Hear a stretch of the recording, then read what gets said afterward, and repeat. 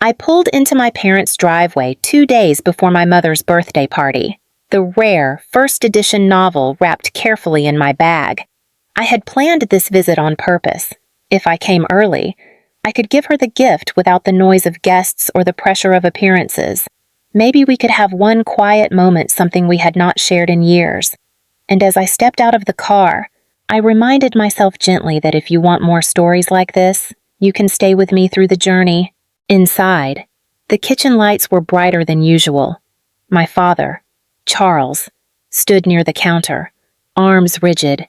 My brother, Preston, leaned against a chair, posture sharpened like a blade. My mother, Vivian, sat at the table with her hands clasped tightly, as if bracing for something. The air had the weight of a meeting rather than a family greeting. "I brought something for you," I said, lifting the small gift bag. Charles exhaled slowly. "Lila, we need to talk about Saturday." I nodded. "I know. The party. I was planning to get here around 7. "That's the thing," Preston cut in. His voice had that familiar edge, polished, impatient, slightly amused. "We think it's better if you don't come this year." The gift bag slipped lower in my hand. "You don't want me at Mom's birthday?" Vivian finally looked up. Her expression flickered guilt, hesitation, calculation. "Lila, it is not personal. The guest list is significant." Preston stepped forward. "Mom's charity board, Dad's clients, my senior partners. These people pay attention to everything. And you showing up." He paused as if choosing a polite word. "It complicates things." I kept my voice steady.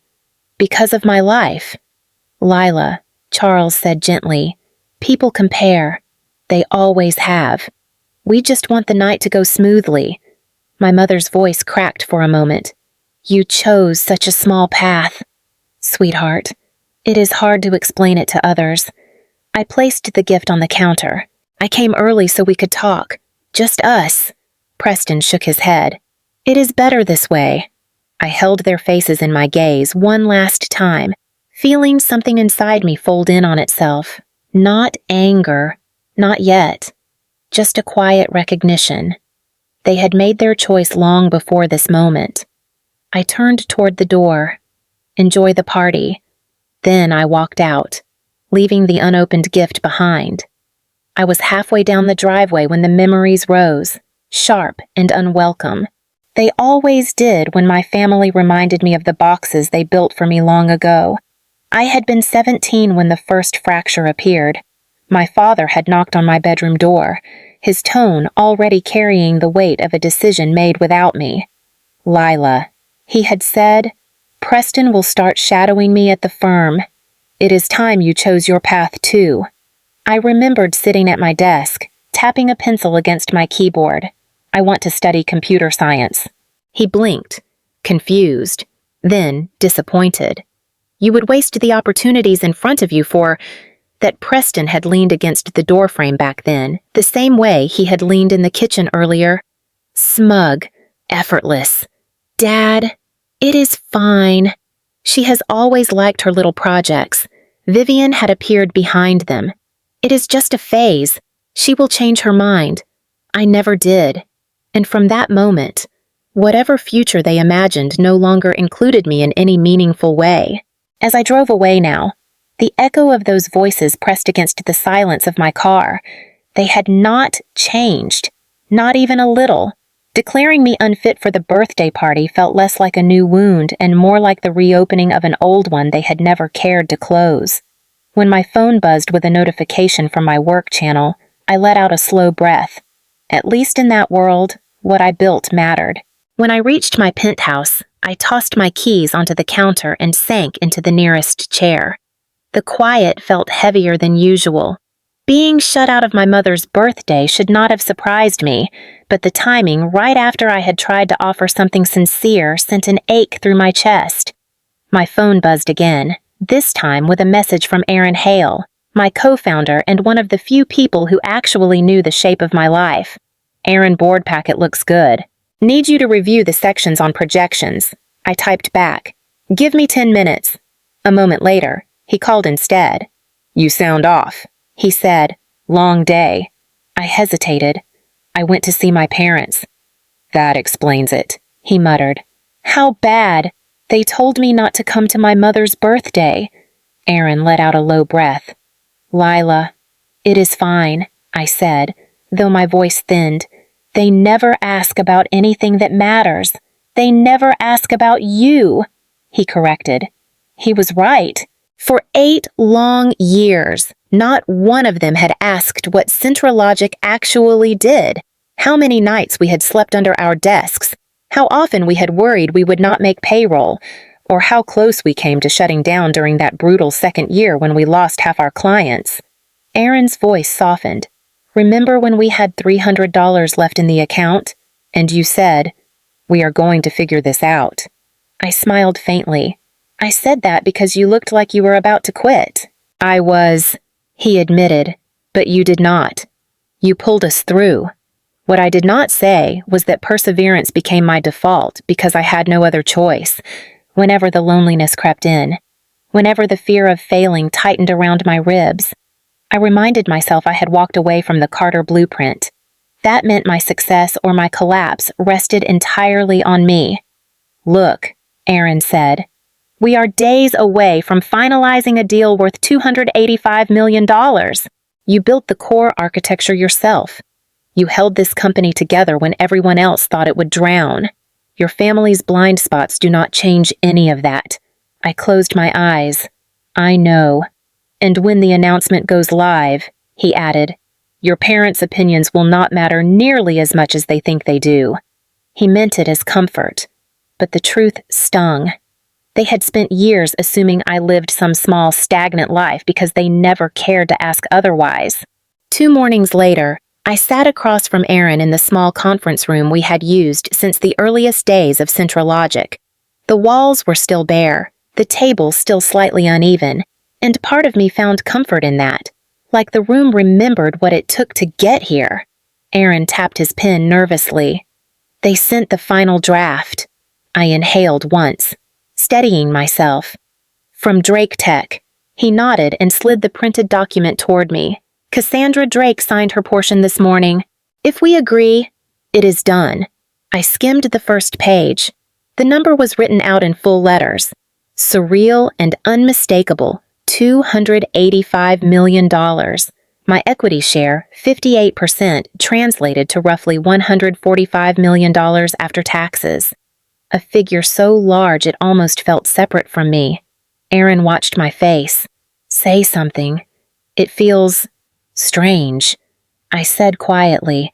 "After everything we went through, it feels unreal. Unreal, but earned." He replied, "They want our tech because no one else built what we did." Before I could respond, the conference room door opened and Cassandra Drake herself stepped inside, her presence controlled and sharp. She offered a brief nod. "I hope I am not interrupting." Aaron stood quickly. I rose a beat later. Cassandra placed her leather folder on the table. I wanted to deliver one message in person before final signatures. "Lila, what you created is exceptional. Centralogic fills a gap that mid-market logistics firms have struggled with for years. You should be proud." "Thank you," I said, unsure how to receive praise that felt so foreign compared to what I heard from my own family. She studied me for a quiet moment. "Do you have plans for the evening after the signing?" I hesitated. My mother's birthday party. Her eyes softened with confusion. "Celebrating a deal of this scale with family is fitting." I swallowed. "I am not invited." A thin silence settled between us. Cassandra's jaw tightened, not with judgment, but with something closer to disbelief. Then, "Consider this," she said. "Success exposes the truth about people. You built something extraordinary. Do not let anyone shrink that." Aaron nodded beside me. I pressed my hand against the contract, feeling its weight. Let us finalize it. The final signatures happened late Friday afternoon in a glass-walled conference room overlooking downtown Denver. The moment the last page slid beneath my pen, a quiet ripple went through the room, lawyers shaking hands. Aaron exhaling for the first time all day. Cassandra offering a small, satisfied smile. "It is official," she said. "Central Logic is now part of Drake Tech." Aaron nudged me lightly. "You did it." "Lila." I managed a smile, but something inside me felt strangely hollow. I should have felt triumphant. I should have felt unstoppable. Instead, I felt the echo of my mother's voice from 2 days earlier. "You chose a small life," and the words clashed against the reality of the contract lying in front of me. Cassandra stepped closer. "There is one more thing you should know. Our communications team is releasing the public announcement at 4:30. The press wanted it before the evening cycle." 4:30. I repeated. "Right before my mother's party." Aaron raised an eyebrow. "Are you still thinking about going?" "No," I said. Too quickly. "I only planned to drop off the gift privately. That was before everything." Cassandra folded her arms, studying me with a quiet insight. "I hope you understand the magnitude of what you built. Your family should be celebrating you. They have their own expectations." I said, "I never fit them. That is their failure, not yours." Her tone sharpened just slightly. "When the news breaks, people across the state will know your name, not because of legacy or image, but because of the work you did with your own hands." Aaron added, "You earned every part of this." I nodded, though the words pressed against a bruise I did not yet understand. As the room emptied out and the contract folder closed, Aaron gave me a soft pat on the shoulder. "Go home," he said. "Take the night for yourself." I did. And as I walked into the evening air, the weight of $285 million felt lighter than the weight of my mother's disappointment. The final signatures happened late Friday afternoon in a glass-walled conference room overlooking downtown Denver. The moment the last page slid beneath my pen, a quiet ripple went through the room, lawyers shaking hands, Aaron exhaling for the first time all day, Cassandra offering a small, satisfied smile. "It is official," she said. "Central Logic is now part of Drake Tech." Aaron nudged me lightly. "You did it." "Lila." I managed a smile, but something inside me felt strangely hollow. I should have felt triumphant. I should have felt unstoppable. Instead, I felt the echo of my mother's voice from 2 days earlier. "You chose a small life," and the words clashed against the reality of the contract lying in front of me. Cassandra stepped closer. "There is one more thing you should know. Our communications team is releasing the public announcement at 4:30. The press wanted it before the evening cycle." 4:30, I repeated. "Right before my mother's party." Aaron raised an eyebrow. "Are you still thinking about going?" "No," I said. Too quickly. "I only planned to drop off the gift privately. That was before everything." Cassandra folded her arms, studying me with a quiet insight. "I hope you understand the magnitude of what you built. Your family should be celebrating you. They have their own expectations." I said, "I never fit them. That is their failure, not yours." Her tone sharpened just slightly. "When the news breaks, people across the state will know your name, not because of legacy or image, but because of the work you did with your own hands." Aaron added, "You earned every part of this." I nodded, though the words pressed against a bruise I did not yet understand. As the room emptied out and the contract folder closed, Aaron gave me a soft pat on the shoulder. "Go home," he said. "Take the night for yourself." I did, and as I walked into the evening air, the weight of $285 million felt lighter than the weight of my mother's disappointment. I reached my penthouse a little after 4, kicked off my shoes, and sank onto the couch with the kind of exhaustion that comes from both victory and something close to grief. The contract folder sat on my coffee table, the pages inside worth $285 million, yet I felt no urge to open it again. At 4:30, my phone vibrated with a message from Aaron. "Aaron, it is live. Almost immediately, another notification appeared from a local business channel live streaming the announcement. I clicked it. The anchor spoke with practiced enthusiasm. Breaking news for Denver's tech community. CentraLogic, founded by 30-year-old entrepreneur Lila Carter, has been acquired by Drake Tech for $285 million. This marks one of the most significant mid-market acquisitions in the region this year. My face appeared on screen, my professional headshot. The one Cassandra insisted we update last month. Hearing my name said aloud like that made something flutter painfully in my chest. Then another message arrived. Aaron, they are running it on all the local channels. You might want to check Channel 9. I switched over. And just as the newscaster began repeating the story, my phone lit up again, this time with an incoming call from an unfamiliar number. I ignored it. Another call came, then another. By the time the fourth call buzzed through, I finally looked at the caller ID. Mom. The sound of voices hit me before she even spoke. The noise of a crowded room, clinking glasses, a television blaring somewhere behind her. Lila, she said, breathless. Honey, is this true? People are saying your picture is everywhere in the background. Another voice cut in sharply. My father. Let me talk to her. The phone shifted hands. Lila, he said, his tone clipped. Why did we have to find out like this? I stared at the television where my name was still glowing across the screen. Find out about what the acquisition? He snapped. Your company, your success. Everyone here just saw the announcement. My mother's voice trembled as she took the phone back. Why did you not tell us, Lila? People are asking why you are not here tonight. They are confused. I let out a slow breath. You made it clear you did not want me there. Before she could respond, another voice shouted Preston, unmistakably furious. Lila, pick up your phone. We look ridiculous, my mother whispered. Please, honey, you need to come. You need to explain. I watched my face on the screen again, the anchor still talking, still smiling. I am not coming, I said quietly.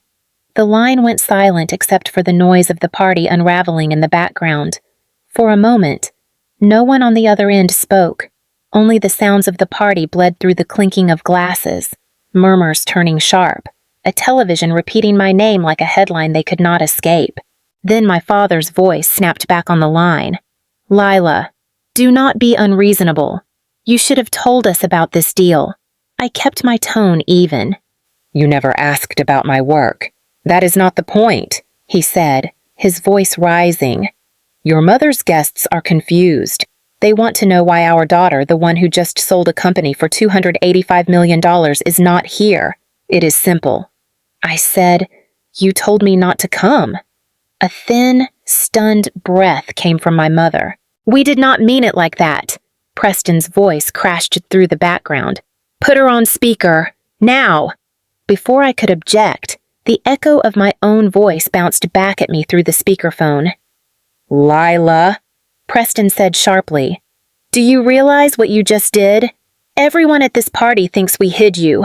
They think we are ashamed of you. You are the ones who told me to stay away. I said, that was before we knew he fired back. You should have told us about this acquisition. You should have. I should have made myself useful to your image. I interrupted. Is that what you are trying to say? Silence flared, brittle and cutting. My mother's voice wavered. Please, sweetheart, people are asking questions we cannot answer. It would help if you came. I am not doing that. I said, not for you, not for any of your guests. Preston hissed out a frustrated breath. You are making us look foolish. I am not the one who invited 100 people and pretended I was a failure. I said, you did that all on your own. My father tried again, softer now but fraying at the edges. Lila, be reasonable. I was reasonable 2 days ago. I said, I came with a gift. I wanted a quiet moment with Mom, and all of you sat me down and told me I was not good enough for your guests. Vivian inhaled sharply, like she finally felt the weight of it.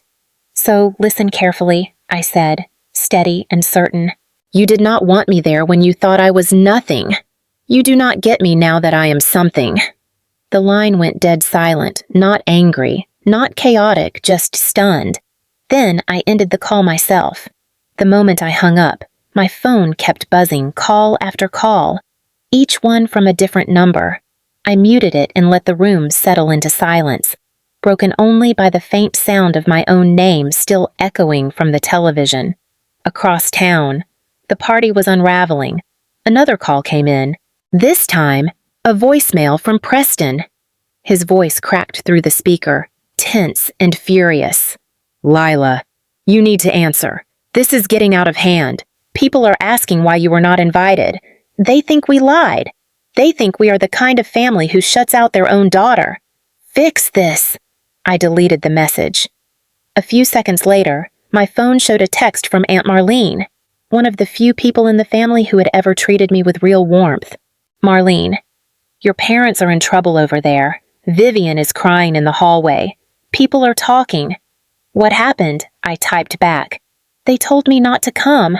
A long pause. Then another message. "Marlene. Oh, God. Lila. I am so sorry." I leaned back on the couch. "Do not be," I whispered, though she could not hear me. On the television, a reporter stood in front of the Centralogic office, saying my name with a kind of admiration I had never heard in my parents' voices. In the background of the broadcast, someone walking past the building held up a phone showing the news story, a small, accidental gesture of celebration that felt more genuine than anything happening at my mother's house.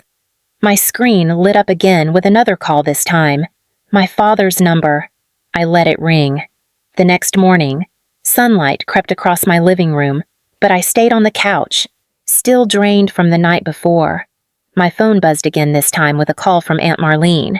I answered. Her voice was gentle, cautious.